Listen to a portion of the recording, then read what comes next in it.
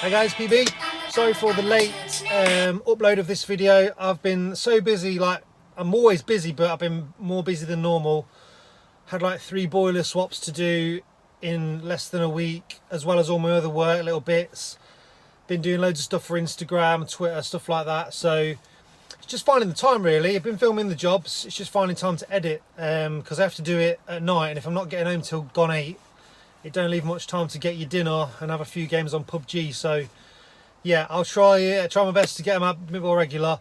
Got to announce the winner of the Magna Cleanse in this one, so I'm going to do that at the end of the video, so keep your eyes out for that. A few little jobs, boiler breakdowns, boiler repairs, accumulator install that I did. I was filming it for you guys. I was going to explain the whole way through it, and then I was enjoying it so much, the pipe work, that I just sort of skipped from I'm going to install this to yeah, it's finished.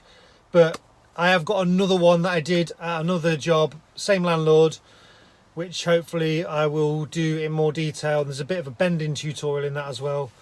So yeah, just some little bits, life of a jobbing plumber. Hope you enjoy it. Thanks for subscribing, thanks for watching, and yeah, keep those pipes nice and straight. Just going to show you this quickly. One of my pet hates, silicone in toilet cisterns. Fair enough, if there's an imperfection in the pot, use a bit of silicone, but to cake it over everything just like that, you don't need to do it. You've got to think of the next guy to work on it, because to swap any of these components is going to be a nightmare cleaning that off.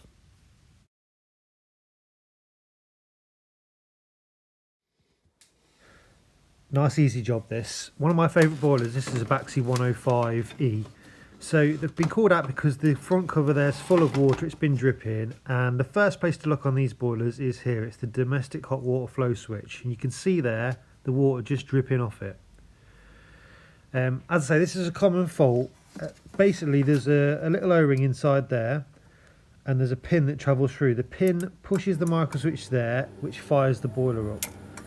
And what will happen is, when it fails, every time you open and close the tap and the pin comes out, it brings out a bead of water with it.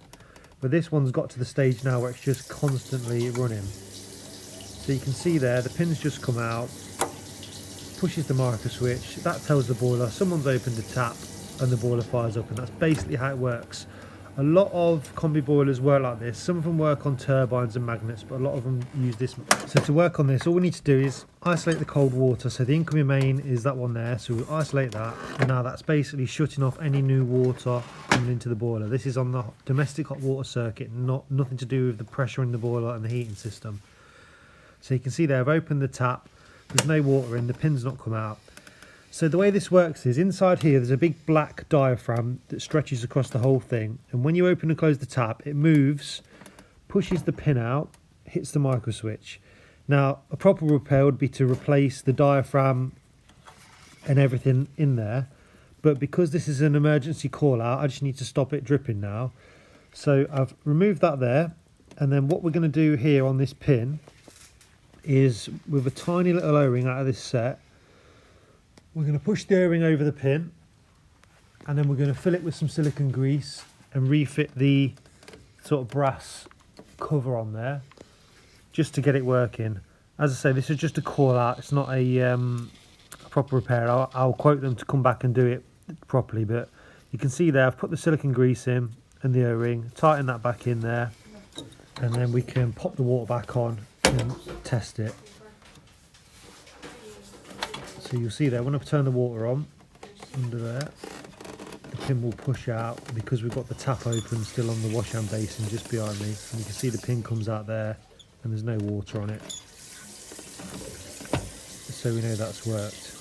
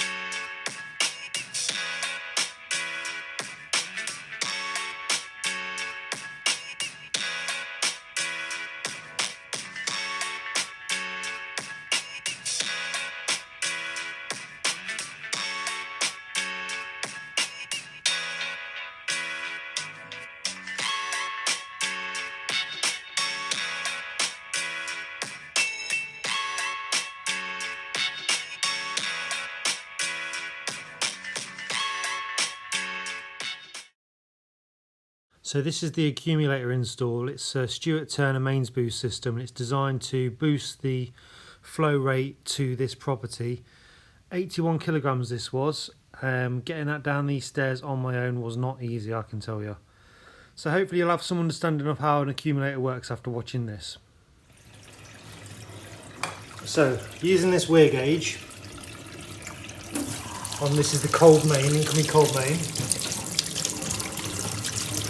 So we've got about 10 litres per minute there. You can see on the left hand side, litres per minute, 10 litres per minute. Actually, yeah, about 10 litres per minute. So we'll test this again at the end and we'll see what the flow rate is in litres per minute with the new accumulator fitted. We've attached our pressure gauge, so we've got a standing pressure of just over 3 bar. So we've got 3 bar pressure, but not poor, but well, 10 litres per minute probably would be considered poor this day and age. But where I'm working, it's a terrace, student let, shared lead mains. So hoping this accumulator will probably get us to at least 14 litres, 15 litres per minute flow, probably more, but we'll see when we get it running. So 3 bar standing pressure is perfectly fine. It's just the 10 litre per minute flow rate. Now you can see here, there's a 25mm down to 15mm stop tap. We're going to be upgrading that now, 25 to 22.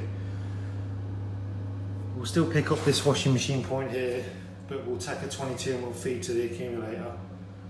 And also we'll try and get as many bends in, sweat bends like that as possible to increase the flow rate. So it'll be interesting to see at the end of the job what improvements we can make of 10 litres and a 3 bar. Right, so got the accumulator tank there, which I'm going to fit in this corner.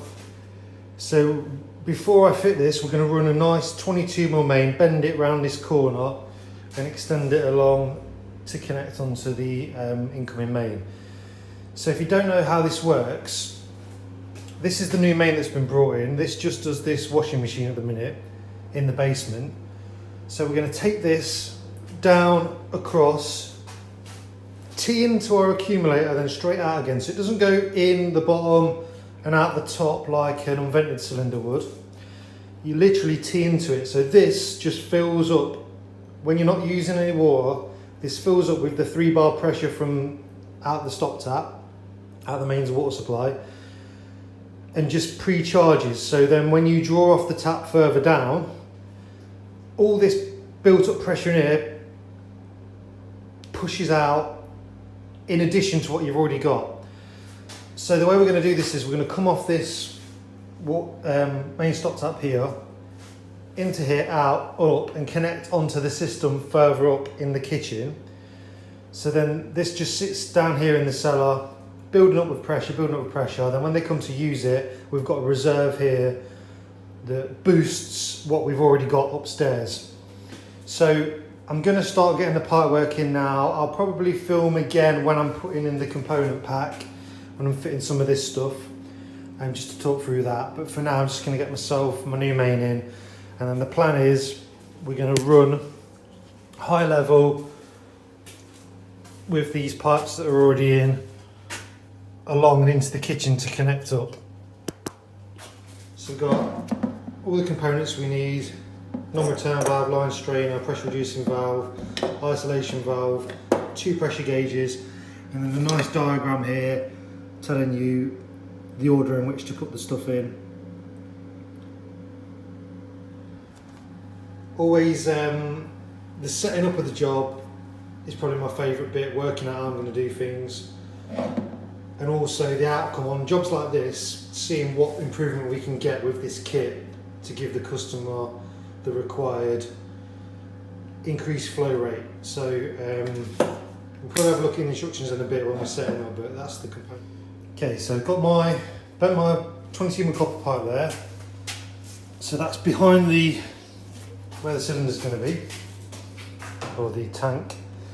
So the next step before we roll this into place is we've got to connect onto the inlet sorry, connects onto the inlet under here. So we're going to flip the tank on its side, connect that on, get the pipe out so we can work on it, and then we'll push it into place. We've got 1.5" to 28mm sort of, I think these are Tektite. It's like a push fit. So we're going to make that into there. This turns, the base turns, so we can choose which way we want to stand the tank and have the pipe come out. That into there, then we've got a bit of 28mm copper there, which will come out. Just proud of the tank because we're going to have an isolation valve on there. So probably cut that there.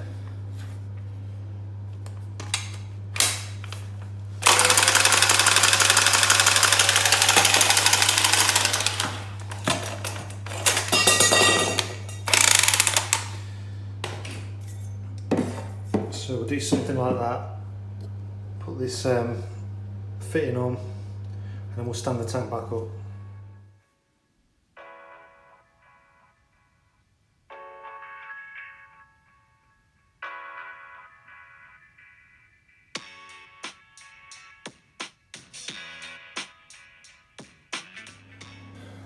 Right, so I've cracked on with this job. We've got here,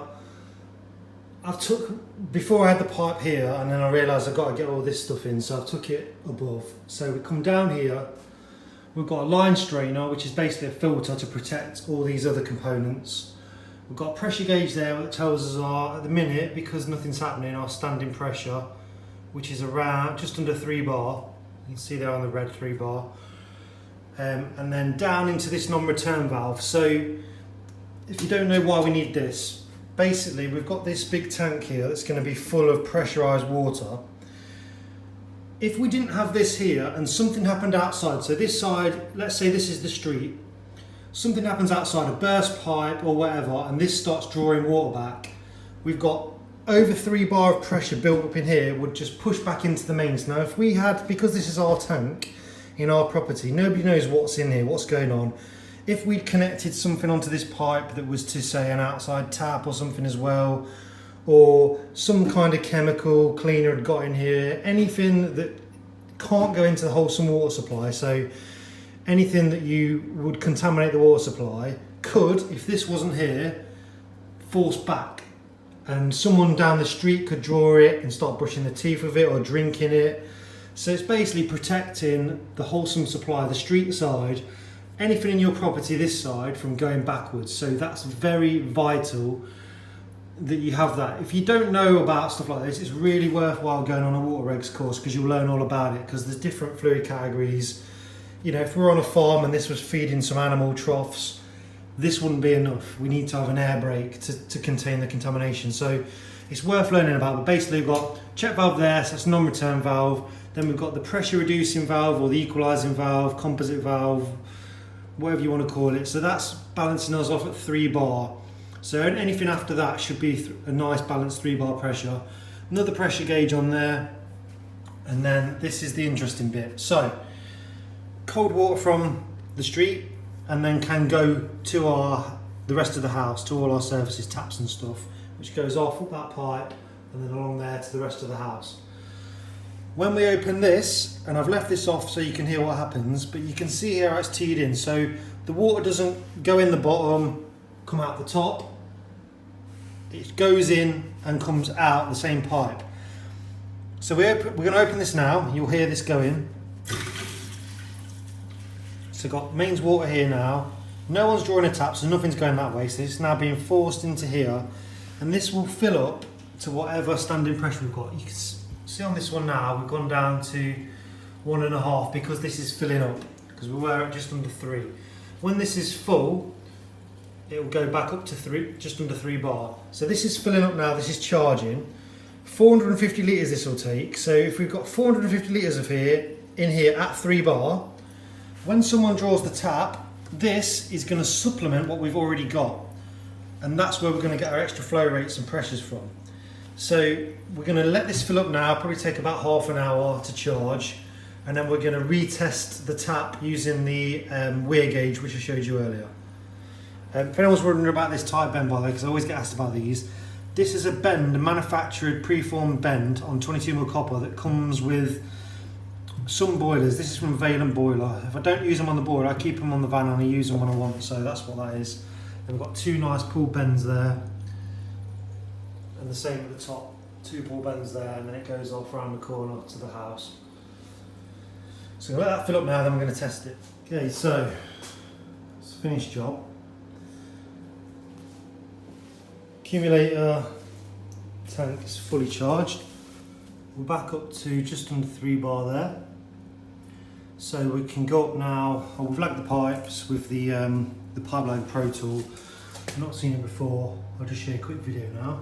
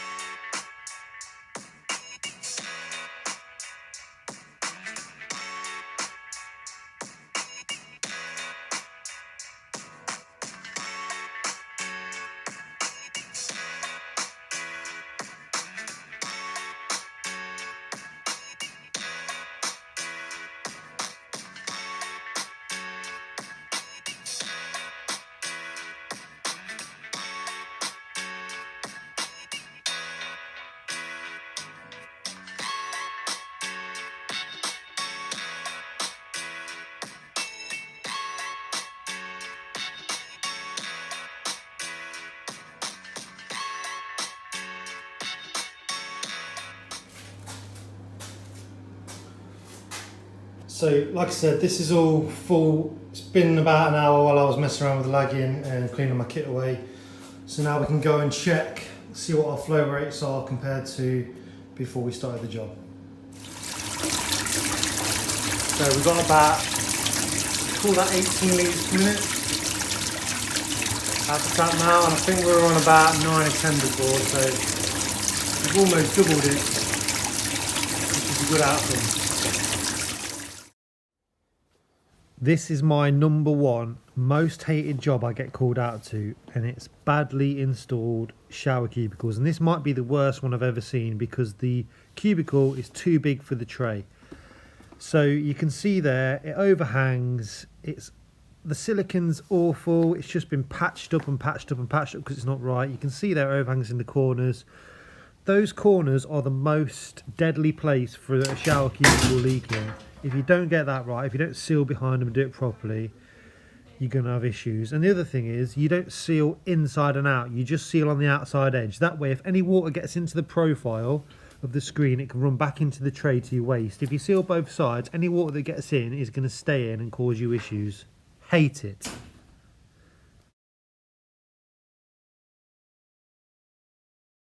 So I get a lot of messages from people, messages of support, telling me I'm doing a good job, telling me how much they enjoy the videos, stuff like that. And I get a few messages from people asking me when the next one's out, which is nice, means they're looking forward to it. So just a quick shout out to Robbie and Kai Rutherford. They've been messaging me about the videos and stuff. So thanks for watching, lads. Thanks for your support. And yeah, just a little bit of a shout out for you there. Right, this job's going to divide opinion. I've been called out to here as an emergency because there's a leak in the kitchen and it's absolutely pissing out from the back of that NDPE pipe there. Now, I'm not going to show you the repair on this job because it just needs tightening up. That's all it needs, just a nip up. It's worked its way loose. You can see that spraying onto my hand. It's absolutely pouring out. I don't know how it's got like that from behind there, whether it's pressure been pushed on it, whatever, it's leaking. Now the tenants knew I was coming to look at this leak because it's been leaking for a few hours now. What do you think to that? Now a lot of people would just walk away from this job, but the way I do it is I'll just take everything out, put it to one side neatly, and then when I've done the job and completed, I'll say, are you okay to put the stuff back in the cupboard? That works for me. A lot of people would make the tenant do it or say they'll come back, but I'll just get on with it.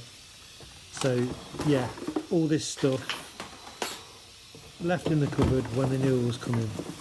Typical.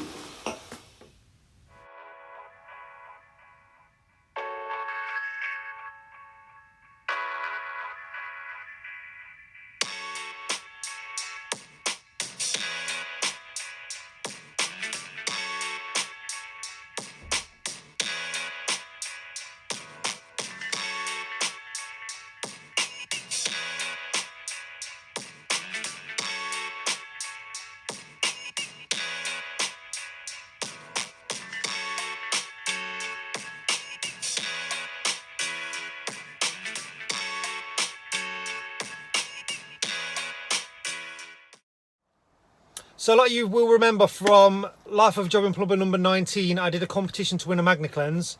Been through all the entries now, and the winner is Gareth Burgum from Wales. So if you're watching this, Gareth, send me a message, either DM me on Instagram or Twitter, and I'll get that sorted out for you, mate. So congratulations. If you didn't win, don't worry, got loads of other stuff to give away coming up. If you follow me on Instagram, or if you don't follow me on Instagram, get on my Instagram.